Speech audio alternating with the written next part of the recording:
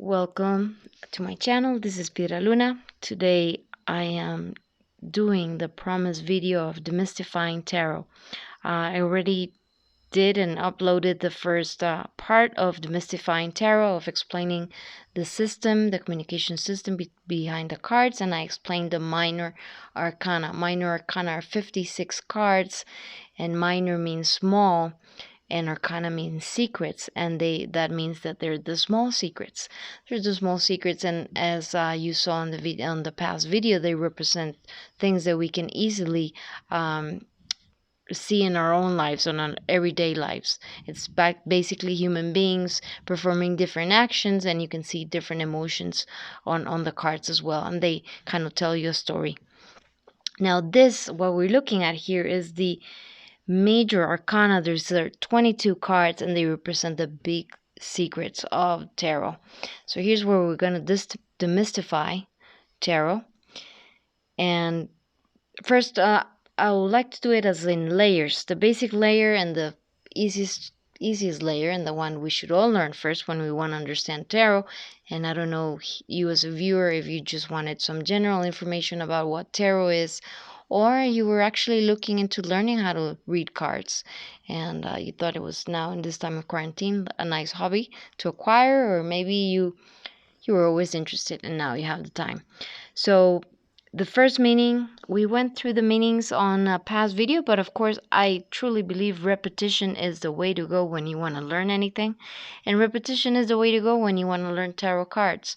Of course, each of the cards that we have here on the Major Arcana as well as the Minor Arcana, I gave you the basic keywords of the energy of each of the cards, but that does not mean that's the only meaning that it has. The meanings do change depending on the other cards, on the surrounding cards, and what your intuition is picking up from the reading. Now, there's two ways, or maybe three ways, or even four maybe, of reading tarot cards. The first one is when you learn the meanings. You learn the basic meanings, and by that you do it like you do in school. You have an image and you start associating the image with the keywords. So that's a very easy way to learn a system, and that's how we all learn system, how we learn a new language, or how we learn the new language of a program when we start doing a work, and whatever kind of program that we're using. By that I mean a computer program. So when you learn a culture as well, you're learning the system, the language, and how everything interacts together. Everything in life basically is a system. And that's actually one of the keys of demystifying tarot cards. It's a system. Everything's a system, and it's all interconnected.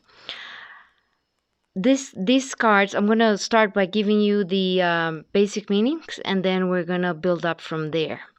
And of course, you're welcome to stay here and viewing this video for as long as it makes sense for you, because we're going to go into a rabbit hole.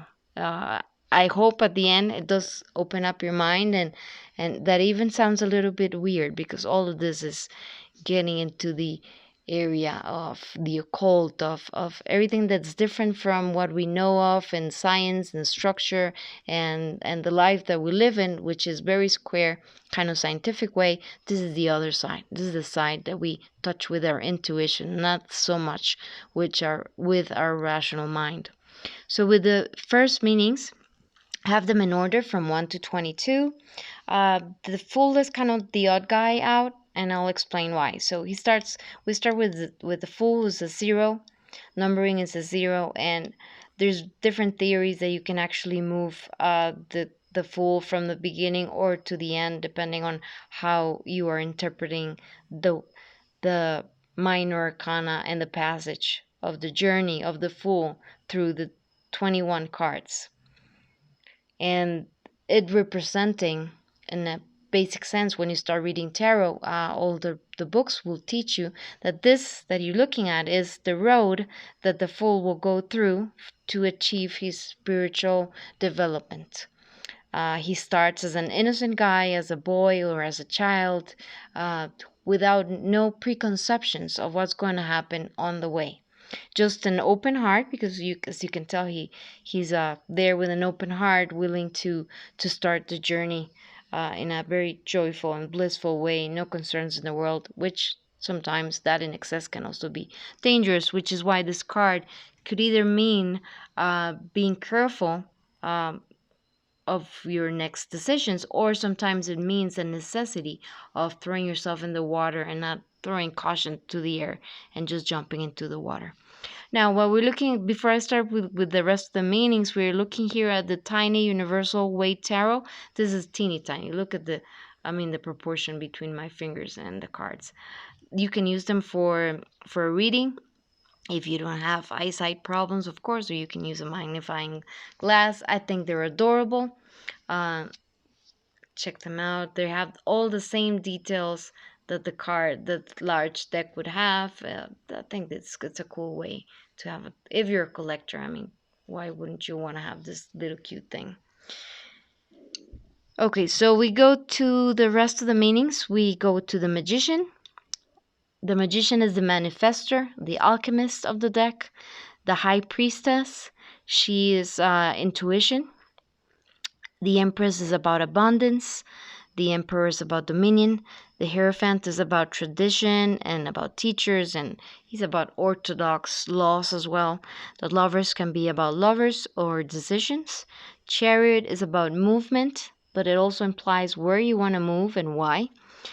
The Strength is about having inner strength of our own wild sides and our animal self, the animal part of ourself. The Hermit is about introspection and enlightenment. The Wheel of Fortune is about change and transition, seasons. This too shall pass.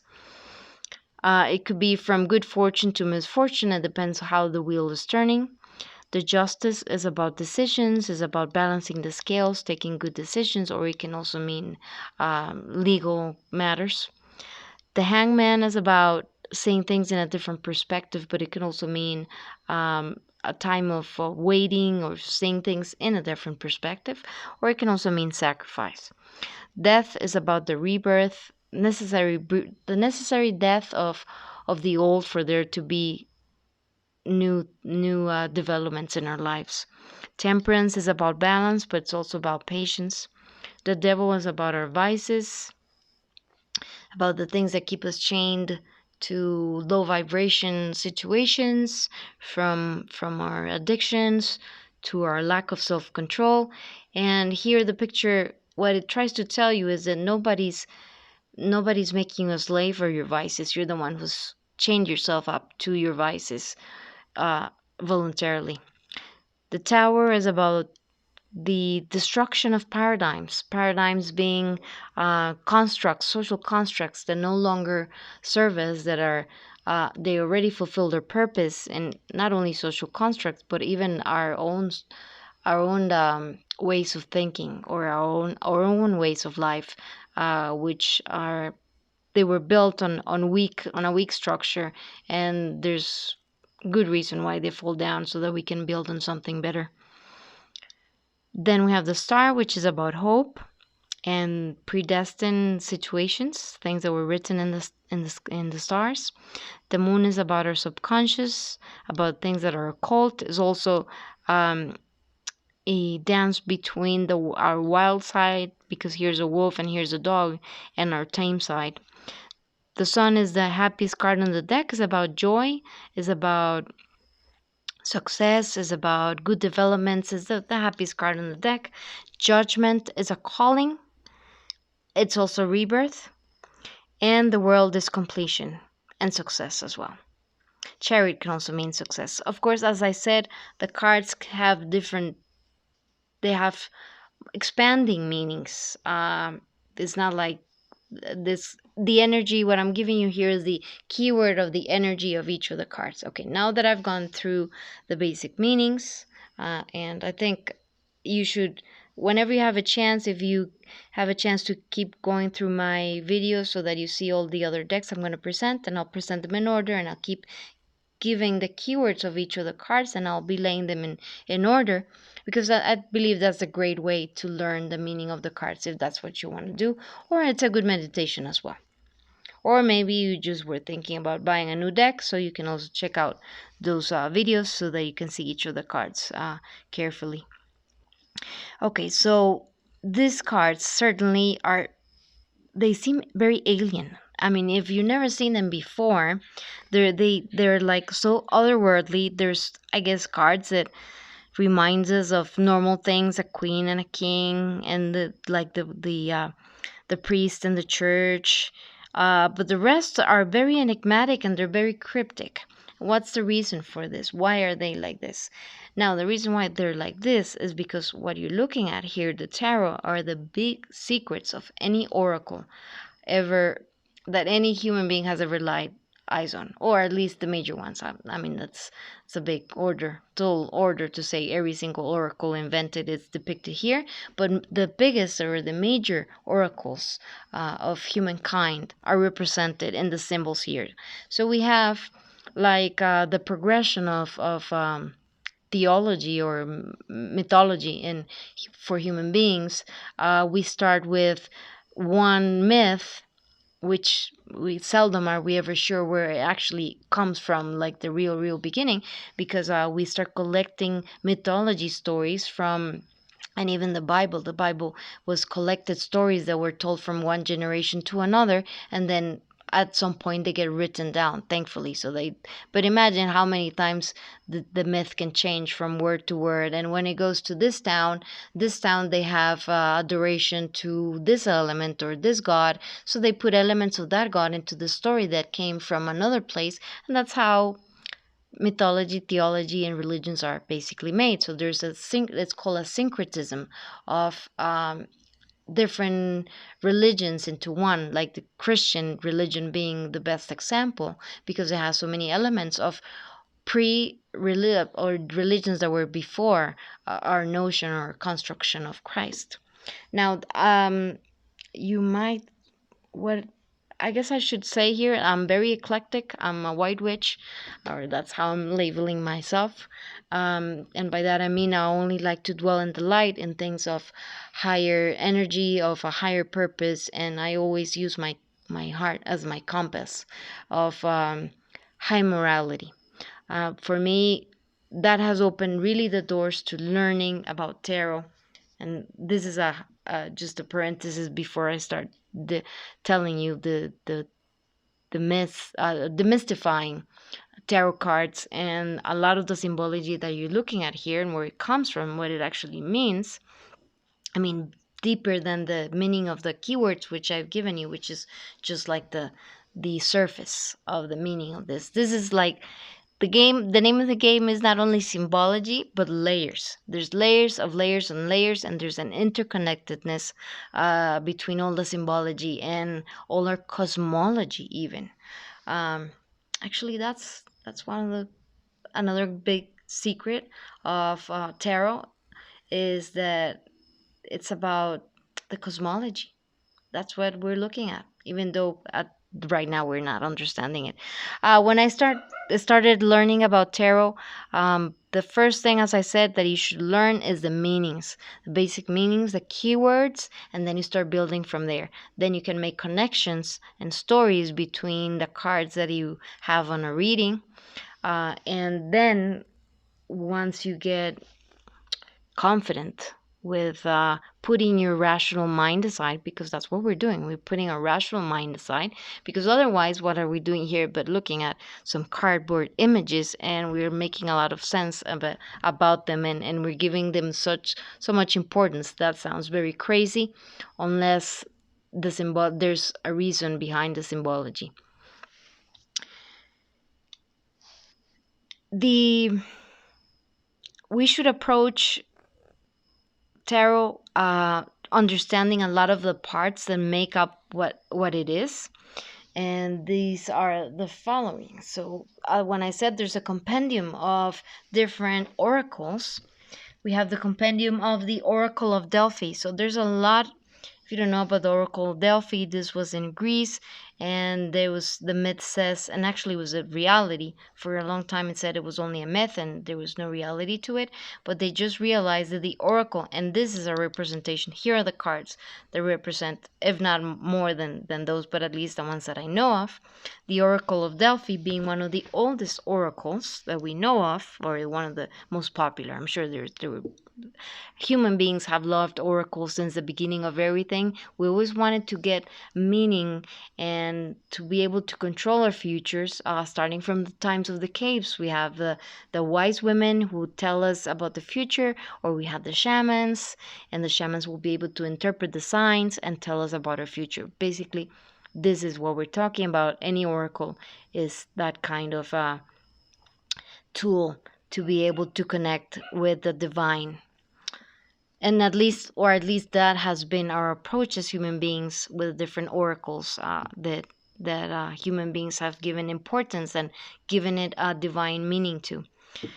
So, as I said, the cards that represent the Oracle of Delphi is the world. The Oracle Delphi, where it was located, it was said to be the navel of the world. So, and this is the card of the world. The statue here of a woman in this circle, it's also representative of the Oracle of Delphi. You had to go through a cave in order to get to see the Pythoness. Pythoness was the one who would smell the fumes coming out of a crack from the earth that was actually from a volcano fume, because there was like tectonic plates underneath that location in particular. So she would smell the fumes and she would get the visions. Now, a lot of people said, okay, so you just do some drugs and you get visions? No. When they were describing the whole Oracle of Delphi in the old scriptures, what they say is that you have to have the gift of divination, and then the fumes would help you open those doors. But you had to have the gift, or at least know how to develop it. The other symbolism of the Oracle of Delphi is the High Priestess, but she's also a mixture of here the Solomon Temple, with the, and this is the telltale is that you have here the two pillars. For those who know your Bible well, the two pillars of Solomon are mentioned in the Bible, and this is Boaz and Joachim. And according to the Bible, they represent the strength of God. Like, this is what keeps the world together. And it is also a representation between the moon being black and occult, like here, and the sun, the lightness or the light of the world. So it also represents like a combination of opposites. And behind her, of course, there's so much symbolism involved in the High Priestess because she is intuition. Behind her is like a tapestry or cloth with the symbol of the tree of life from the Kabbalah. The Kabbalah here in the tarot is greatly depicted in symbolism. Actually, Alphonse Louis Constant, who's his like he's the name of war, or his name for pen writing name was Eliphas Levi. He said that the four suits of the tarot cards, the pentacles, the wands, the swords, and the clubs, I'm missing one, and the pentacles, well, the four suits that I've shown you before, here with the pentacles, here with the cups, here with the wands,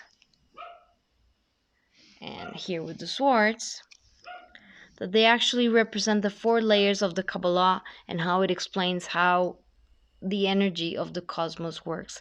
Now, the Kabbalah is based on sacred geometry, and the tarot is based on that sacred geometry as well.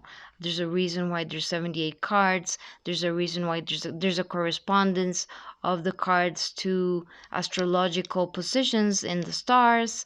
The Empress is Venus. The Emperor is Aries. I do not know them all, to be honest, because you don't need to know them all to actually read tarot. Sometimes in a reading, it will show up as something important, and then you'll know it's something important that you might need to check out. And some other time, and most of the time, the astrological position is not that important. Now, this is like advanced symbology that you do not need to understand in order to read tarot. But needless to say, I think it's still important that you kind of understand what you have in your hands, or what you're looking at and where it comes from.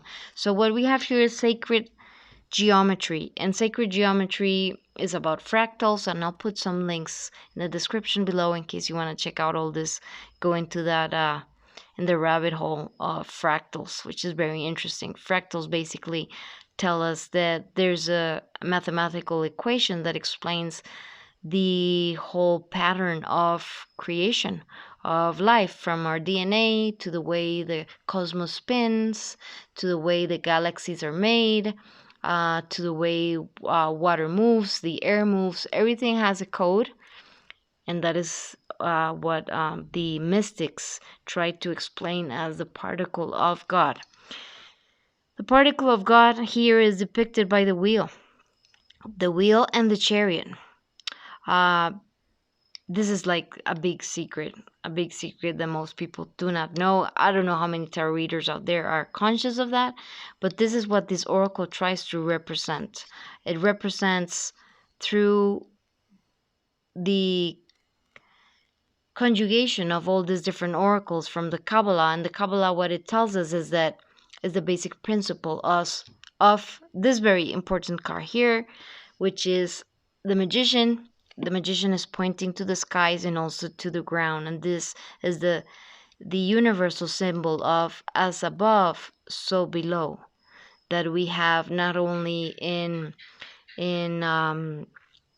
very well mentioned in a lot of in the new mystics, from Wicca to people that are into tarot, but it's also inside our Father prayer. Our Father who art in heaven, hallowed be thy name, the kingdom come, thy will be done on earth as it is in heaven. As above, so below. So that's what it means. So what does that mean, as above, so below? It means it's the secret to understanding that everything is a pattern, and that there's actually a way to decodify that pattern, that the universe has a way of manifesting itself that always keeps itself inside those rules and inside that law. What it tells us is that it's the pattern, the pattern of life, the particle of God, the way that the energy, the creative energy flows through the universe and from the microcosm, from the universe, to the microcosm, including ourselves and even bacteria and everything that's ever created, from the way the trees, the pattern of the trees also has a pattern that can be studied mathematically and as well as with sacred geometry. There's a song from Sting about tarot, and it's called The Shape of My Heart. I'll put a link to it below. It's pretty cool. And what he says there is how he describes tarot is the sacred geometry of chance or of time, sacred geometry of time. And this is the one of the first secrets to open your mind to tarot, is that this card is the clue to what you're looking at. It's not only cards that mean certain things in your life, which it actually does, but there's actually deeper secrets that you can unveil through the tarot cards. And this is what Eliphas Levi was saying about the tarot cards. He had a big passion about tarot cards. He was a very eclectical man. He started as a priest first, as a Catholic priest, and then he started studying socialism. He was born in 1810, so he wanted to have a revolution, of spirituality, where people were able to connect with divinity again, as in a one-to-one situation, which is the whole basis for an oracle, is that you can access the word of God. And it's not like the word of God, like he's going to call you and send you a WhatsApp, or he's going to show up in burning bush and things like that.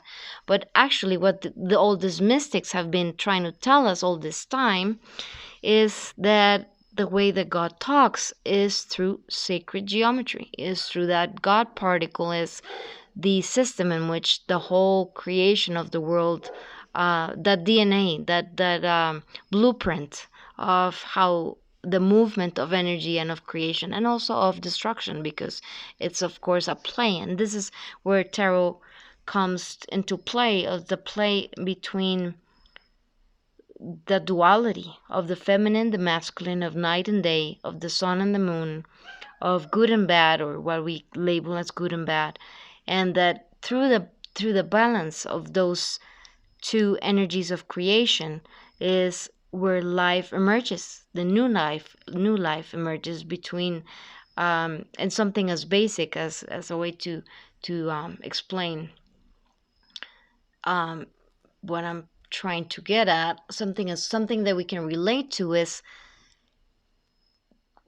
our own reproduction between man and woman, between two opposites that are physically very different, and energetically as well we are different. Although as the yin yang, there's us as feminines, women as feminines, we have a male energy in us, as well as men, they have a feminine energy in them. But of course there's one that's more dominant than the other, and that's what makes one feminine and the other masculine.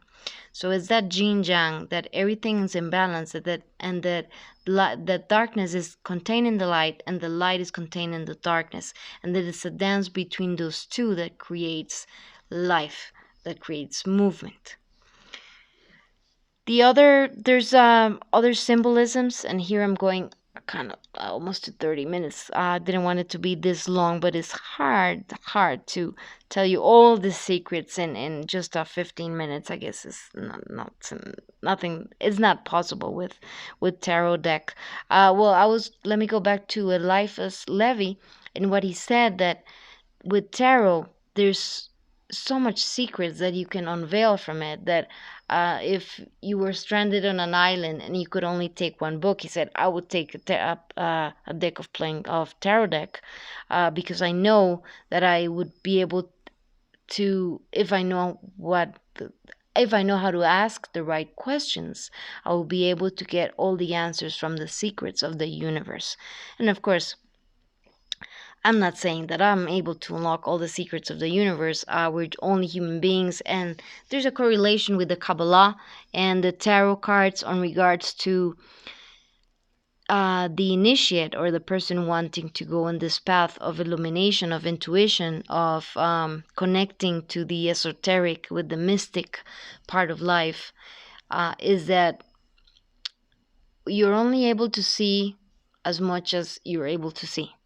As much as the maturity that you have in not only academic or mental, but the maturity of your soul and of your mind to be able to understand the secrets, because some of the secrets can be mind-bending, and that's why the Kabbalah did not allow any Jewish person to get to understand Kabbalah until they were 40. Because by then when not only their age, but they needed to know a lot about Judaism before they were able to get to the mysticism, so that you would not get confused. So the reason why tarot is so cryptic, and why the little book that it comes with, which is teeny tiny and it only has the basic keywords of the tarot deck, does not shine a light on all the depthness of this oracle. Now, other symbols that are here are alchemy. Now, when I say the secret to the tarot deck is the Wheel of Fortune, is because here, and I've been studying tarot for over a decade, and somehow once you already learn how to do a reading and how to read the energy and how to give a good reading, you stop looking for further meanings until it's your right time to learn further meanings. And that, of course, is a process that's different for everybody. As I said, I'm giving you here the secrets of the tarot, and for some of you, they might bounce back because it sounds like something so strange and nothing that you can actually relate to in your life. But for those that are ready to hear the message, you will hear it. And of course, by now, it's almost 30 minutes. If it's something that didn't resonate with you, you already clicked off the video. I'm sure you did. So the wheel here, the other secret of the Wheel of Fortune is the letters that it has here. The letters are in Hebrew, and guess what they mean? They mean Yahweh. or the of course the in Hebrew it's pronounced different, but it's Jahwe, and that's the name of God, the unpronounceable name of God. And also it means, it says here rota.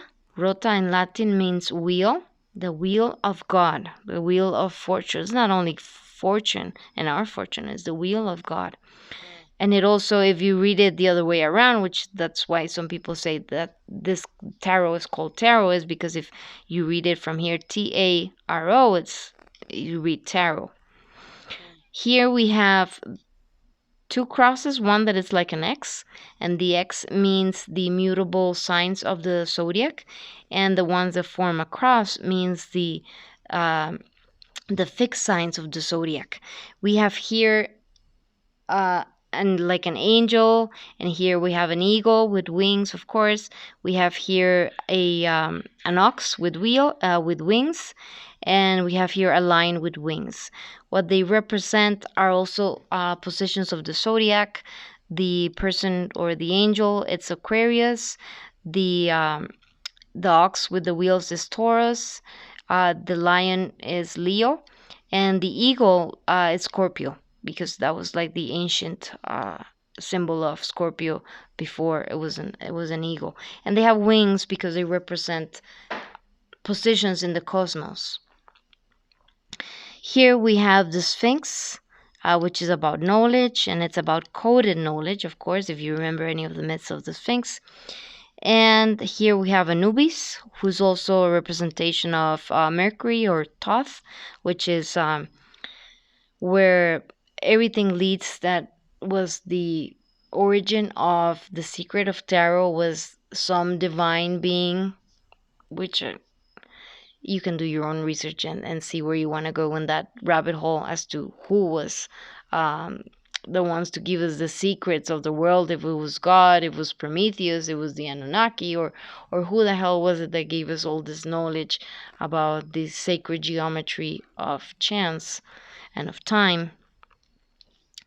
But the tarot cards go as far as telling us that it has to do with Mercury, and Mercury is also a representation of Hermes Trismegistus, and of Anubis, which are said to give us the knowledge from above. And the serpent represents the Oracle of Delphi, because she's the Pythoness, because Python actually means something that smells rotten, and had to do with just how the name of the Oracle of Delphi came to be.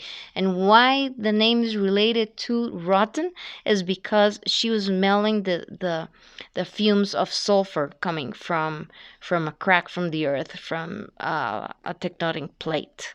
So she becomes a Pythoness. So her symbol becomes that of the snake, that she brings knowledge. And they all have books, and what they have is here is, actually, and the word as well is Torah. Torah as the Torah of Jewish tradition. And they'll have a Torah here because it also represents their wisdom in the heavens. The chariot has a representation to the prophecies of Ezekiel, which are in the Bible and in Old Testament, of course, with Judaism. And if you read the Bible, all the prophets, what they would get is, or at some points they will let you know that they will get into a trance, and in the trance they will get the word of God. Spirit will come down and give them guidance. So before, when in the starts of Judaism, it was a normal practice to try to connect with God, especially, of course, if you were high ranked, because you had to have a rank to be able to connect with God. You needed to have some knowledge of what you were doing. And there's another key to tarot, which is what was written in the entrance of the Oracle of Delphi, which I think is very important for tarot, is the following: the Oracle of Delphi, all the kings and the queens and the generals, the wealthy people and the poor people, they all came to visit the Oracle of Delphi because they wanted to know about their future. The Oracle of Delphi will give them cryptic signs of what was going to happen in the future. And it was, as people said, it was pretty accurate, but you had to know how to decipher the symbols that the Pythonese gave you, that the Oracle of Delphi gave you. And because of that, and I think that's one of the most important keys of that's to learn or to demystify tarot cards, is that the words that were inscribed on top of the Oracle of Delphi were "Know thyself." In order to go in any quest of trying to go in the quest of intuition, of tarot reading, of our own lives. If we want to be the ones in control, we want to be in control of the chariot. It's not that our vices or desires are leading the way instead of us being the captains of our chariot or of our boat. First, we need to know ourselves. So the process of the Fool is going through the different levels and the different energies of each of the cards until he purifies his soul, and also finds the meaning of the universe through going through the whole journey of the Fool, or the hero's journey, like what Joseph Campbell referred to as the hero's journey. Now, there's so many ways to go through the tarot. That's the Fool's journey. It could be just when you're asking questions about what's going to happen in your life, what is the advice the cards are giving you, and why does this cardboard images actually are able to give you answers to your questions when you actually ask a good tarot reader. And of course, take everything with a grain of salt. Even the best tarot reader can be wrong, and you always have to be the one testing that what you were given makes sense in your life. And that's the importance of the hermit.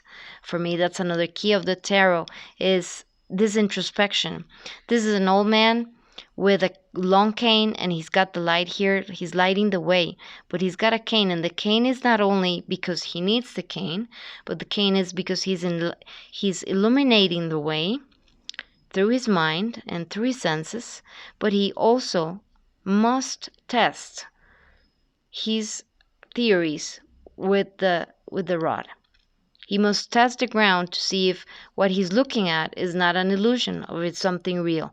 And that's very important when you're reading, doing a tarot reading or getting a tarot reading, is that whatever you're given, any information that you're given, you must test it with reality. Because we are not only beings that live in our minds and our desires and that we want our wishes fulfilled.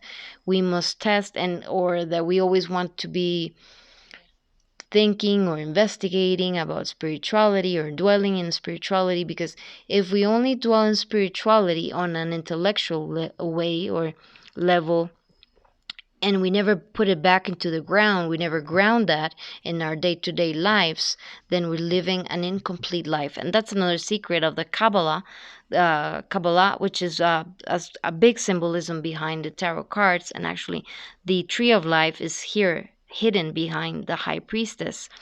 That the whole purpose of the Kabbalah is that we access spirituality, and that we see the interconnectedness of the universe and everything around us, of the entire creation, that we're all part of that interconnection, because everything was created by God, by this energy that creates everything. But that there's no purpose, that there must be a dance between what's above and what's below, and it also tells us that as we start knowing ourselves, we start to understand the cosmos. So there's that dance between the microcosm and the macrocosm all the time. There's the dance, like that. What science says, that the experimenter changes the experiment by just looking at it. There's a correlation. Everything, that all the energy that we put out in our lives, in our thoughts, in our actions, it reflects back to us. It might take some time to reflect back to us, but it still reflects back to us. So the whole notion of tarot cards is that we're connecting with the heavens, but we're also putting it into practical terms in our life, and that we remember that we're earthly beings for the time being, as far as we know. We are earthly beings, and that everything that we learn for a spiritual life must enrich our earthly lives and our day-to-day lives. So that's also important when you're learning about tarot, is not to become obsessed, not only to remember not to be inside tarot all the time, but remember to come back to your earthly living, because that's what you have, and it's a short span of life. Not to be enjoying it or not putting into practice the teachings that you get from oracles, or from even from, if you are Christian or Catholic or evangel. Well, I doubt a Protestant or evangelist will be, or a very fanatical Christian will be looking at this. But if they are open-minded and they're looking at it, you all know that when you start in the journey of spirituality, or and in this case is where we're trying to connect with the particle of God, of creation, and the secrets of the universe, that we remember to go back to our earthly life and to ground ourselves with doing the things that we like, with doing exercise, with eating well, getting some sunlight, with enjoying our lives with our loved ones, with enjoying sunsets, with enjoying the cup of coffee or cup of tea, because that in itself is also a whole blessing. And there's so many other secrets, but for the time being, those are the most important. As I said, this is like Demystifying Tarot Cards. This is a very old oracle to help us understand the whole system behind this. It's of course very complex, and the idea is that it's complex so that not anybody can just look at it and understand it. You must have had gone through different steps and layers of knowledge, and especially of inner knowledge.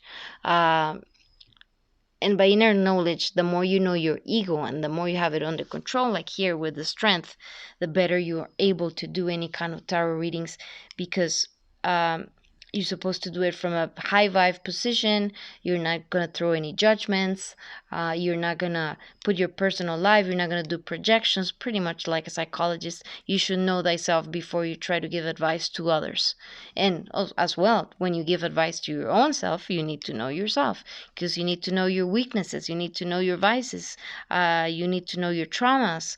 You need to know the tendencies of your character, so that you can see things from a more subjective space, of course, and from a more high vibe space, and so that your mind does not get confused. I'm sure I already got everybody confused here, because it's a very complex subject. Hopefully, you at least were able to get some information. Something felt like you were actually. I'm actually giving you lots of secrets. A lot of people take a long time to actually get to this point. As I said, the Kabbalah says that Kabbalah works like that. For the person that is ready to hear the message, they'll understand what it means, and for the person who's not there to understand it, it's better that they are not understanding it, because they're not prepared. It's not their moment. And why the last part of this, and this is the most important, because I'm giving you all the philosophical and parts of a tarot deck, and that it actually, we're looking here at the particle of God and the sacredness, the sacred geometry of time, which is a secret that has been passed through so many different generations and so many mystics who guarded all these secrets with their life. And now in the age of information and misinformation as well, all the secrets are there available for those that are ready to put them together into one piece, into a puzzle. Now, this also shines a light why these cardboard cards and these drawings are able to give us answers to the future, to the past. They are able to give us how an idea of how the energy is flowing, or where it's going, or what's going on, what's happening, and most important, they give us tools and they give us advice of how can we better navigate through the energies and through our lives. The reason for this is as best explained as the Akashic records, and the Akashic records are also part of an explanation of the tarot cards, or any oracle. And basically the meaning behind Akashic records, which is very old mysticism, is that everything we do in this earth has energy in any dimension. But let's start first with what we know, which is this earth and our earthly living. Everything leaves a mark, an energetic mark, in another dimension where the Akashic records are. Carl Jung used to call it the collective subconscious. Nikola Tesla used to say that he was able to tap into this universal wisdom, and that's where he got all his ideas of how energy flows. Albert Einstein as well said that the idea of relativity just came all of a sudden, all at once to him, when he wasn't at least expecting it, which is also very symbolic to Kabbalah, that when you're not looking for it is when it comes to you, like in a very kind of enigmatic kind of way. That when, and that also kind of is similar to the law of attraction. If you've got into that rabbit hole of a law of attraction, if you're anxiously looking for something, you're not going to find it. It's going to run away from you. If you have a desire in your heart to find the knowledge, but you're relaxed and you let go, you say, okay, fine, I'll find the answer when it's time for me to answer, to get the answer, like as in divine timing of the Christians that have this big faith that things will come at the right time because that's God's will. Things do come to you when you relax and when you let go, and when you don't have that anxious anxiety that you need to find an answer, when you position yourself in that point of balance. And the whole cards here as well are representative of balance, of the dance between darkness and light, between moon and the sun, between feminine and masculine energies, between tradition and orthodox and intuition. It's a dance between a balance of life, that when we find that balance, we're in control of our destinies. We're the captain of our boat. We're the one behind the wheel. As much as we can, of course. I mean, we can be behind the wheel, but of course there can be accidents on the way, or you can be a captain on your boat and then you have a storm. You cannot control the storm, but you can control how you react to the storm. So this is how tarot cards can actually give us a reason as to they can help us understand our lives. And that's why Mary can come and ask me a question and I can answer her question without knowing her life. And that's why I could tell John what's the best advice for his work. And again, with a grain of salt, you must test the sign that I'm giving you with the reality, and you must know thyself, because if you do not know thyself, the sign won't make any sense, and you won't be prudent. You have to be prudent. This is a card, the Hermit card is also a card of prudence. You have to be prudent with the information you get, and that you're testing the waters, because this is the rod of the Nile.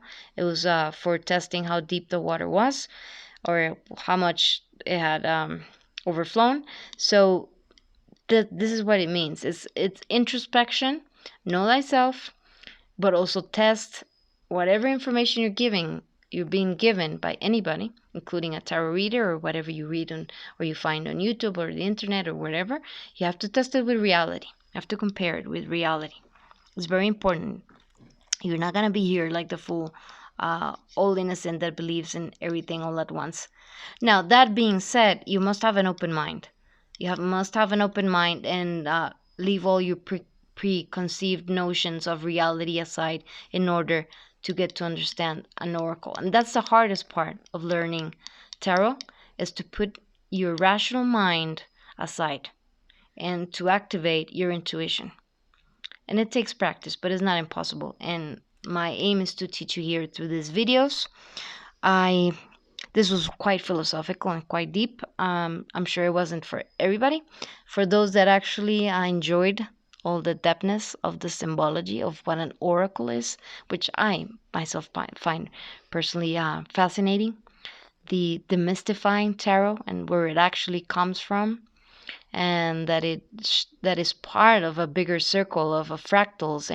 And if you want to go into that loophole, I'll put links to the flower of life, because it's also related to the tree of life in the Kabbalah, and it's related to fractals, to the Metatron triangle, to the there's another one, another Hindu triangle that describes creation as well. But check out sacred geometry, the sacred geometry of time. This is what we're looking at here. And we can, some of you might want to go into the path of learning for yourself, of developing your skills to read tarot for yourself, or maybe just interested in what it is. Hopefully this was of use and of interest, and 2 videos of 25 minutes, and I hope you enjoy them. Thank you so much for watching. Blessings.